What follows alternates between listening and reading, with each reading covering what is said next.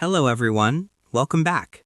In today's video, I'll show you how to use the Google Finance Investment Tracker to monitor your portfolio and stay on top of market trends. This tool helps you track your investments, analyze performance, and manage your assets, all in one place. To start, open your browser and go to google.com/finance. Make sure you're signed in with your Google account by clicking the Sign In button in the top right corner, selecting your account, and entering your password.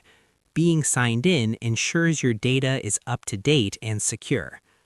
Once you're on the Google Finance homepage, the first feature to explore is the watch list.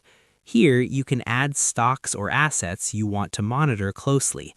The watch list lets you see updates at a glance, so you never miss important market movements.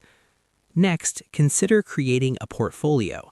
Click on Create a Portfolio in the watch list section and give it a name that reflects your investment goals or strategy. For example, you could call a tech-focused portfolio Tech Titans.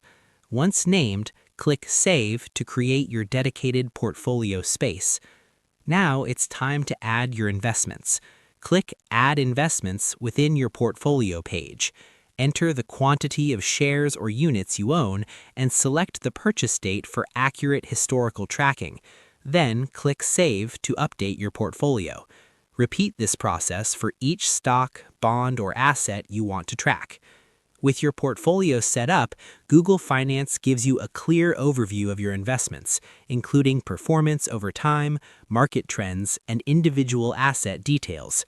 Regularly reviewing your portfolio helps you make informed decisions and stay aligned with your financial goals. And that's it. Using Google Finance's investment tracker is simple yet powerful, helping you manage and monitor your investments all in one place. Thanks for watching. Don't forget to like, subscribe, and share this video if you found it helpful. Stay savvy, and I'll see you in the next tutorial.